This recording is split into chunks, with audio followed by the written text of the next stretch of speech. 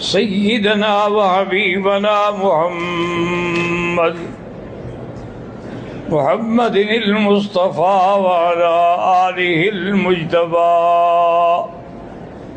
وأصحابه النجبى اللهم صل على سيدنا محمد النبي الأمي الهاشمي وعلى آلہ واصحابہ نور الہدى اما بعد فقد قال اللہ تبارک وتعالی فی القرآن المجید والفرقان الحمید اعوذ باللہ من الشیطان الرجیم بسم اللہ الرحمن الرحیم ووصينا الإنسان بوالديه إحسانا حملته أمه كرها ووضعته كرها وحمله وفصاله 30 شهرا وقال في مقام ووصينا الإنسان بوالديه إحسانا حملته أمه وهنا على وهن وفصاله في عامين قال النبي صلى الله عليه وسلم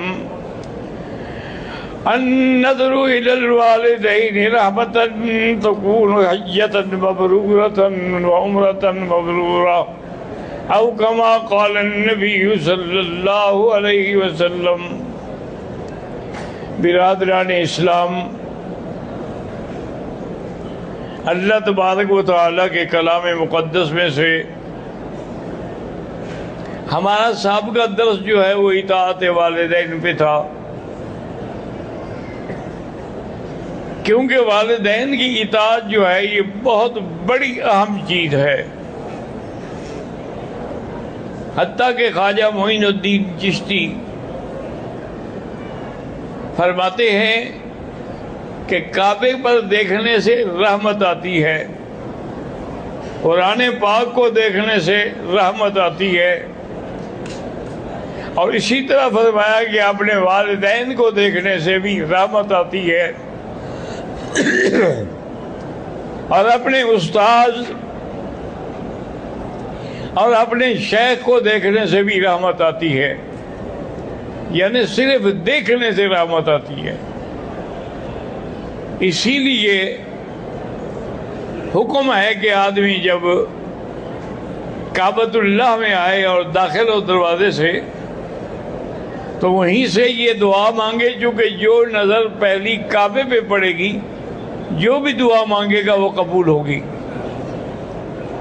اور اس کے بعد کتابوں میں یہ بھی آیا ہے کہ اللہم زد بیتک ھذا تشریفا و تکریما و تعظیما ومحابتا وبرا وتقوا. تو یہ دعا بھی مانگے یا جو بھی اس کے دل میں دعا ہو مانگے تو اللہ تبارک و تعالیٰ قبول فرمائیں گے.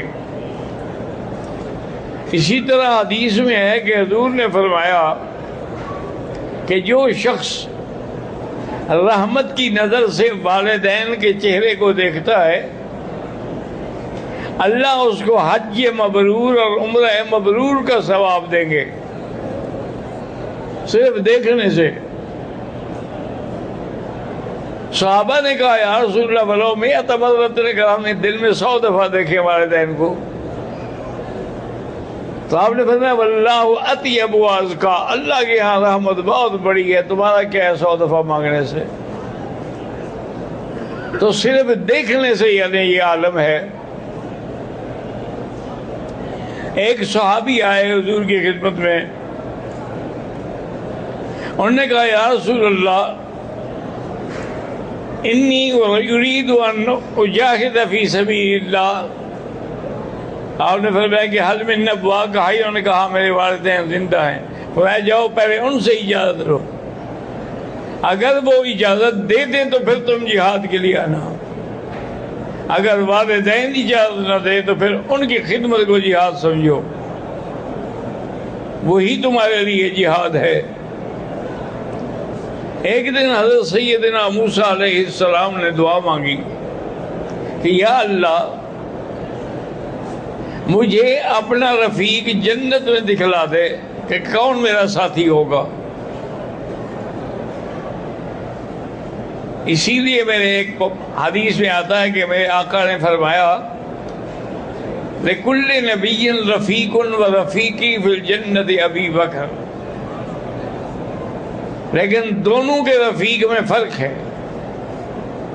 موسیٰ علیہ السلام تو رفیق جنت میں ملے گا، اللہ نے حضور کو تو یہیں سے دے دیا کہ ابھی بھی وہ رفیق پھر غار بھی ہے، پھر مزار بھی ہے، پھر ہجرت بھی ہے، اور قیامت کے دن بھی وہ حضور کے ساتھ ہی کھڑا ہوگا.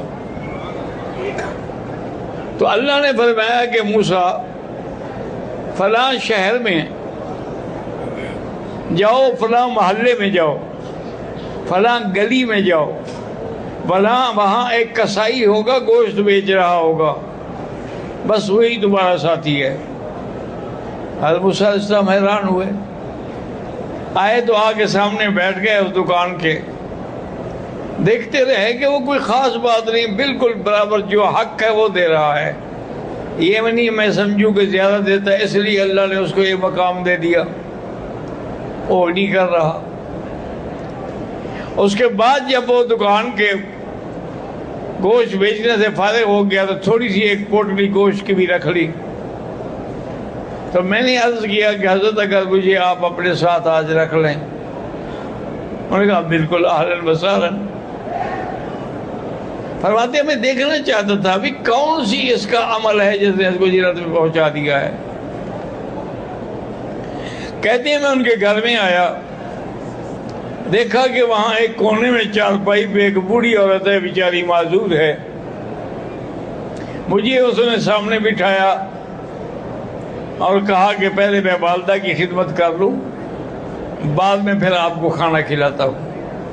تو کہتے ہیں کہ اس نے اپنی والدہ کے کپڑے دھوئے، طہارت کرائی، وضو کرایا، اس کے بعد اس کی پیالے میں جا کے اس نے شوربہ بنایا اور شوربہ بنا کے آیا اور ایک ایک چمچی اس کو دینے لگا، جو زیادہ تو لے نہیں سکتی تھی. وہ جتنا منہ کھولتی تھی اتنا وہ چمچی ڈال دیتا تھا. جب اس نے اشارہ کیا کہ بس میں نے اب کھا لیا ہے،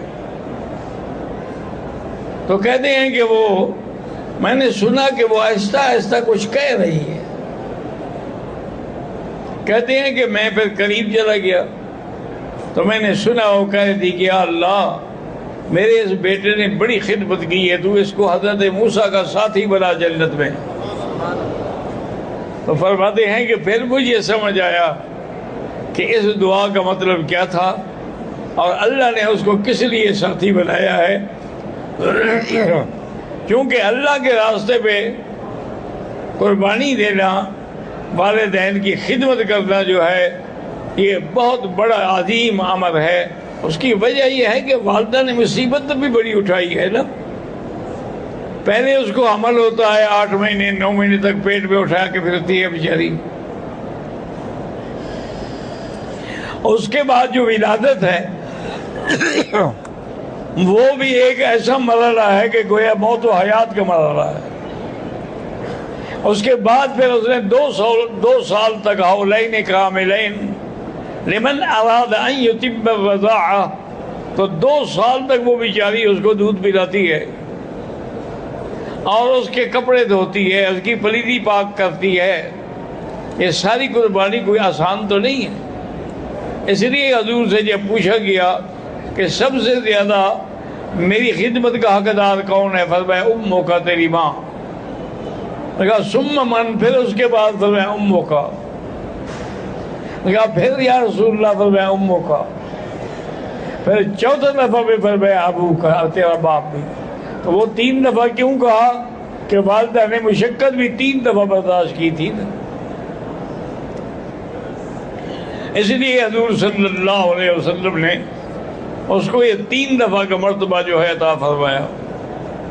ایک دن ایک صحابی نے حضور صلی اللہ علیہ وسلم سے پوچھا کہ آقا ای العمل احب الی اللہ، کون سا عمل ہے جو اللہ کو زیادہ محبوب ہے؟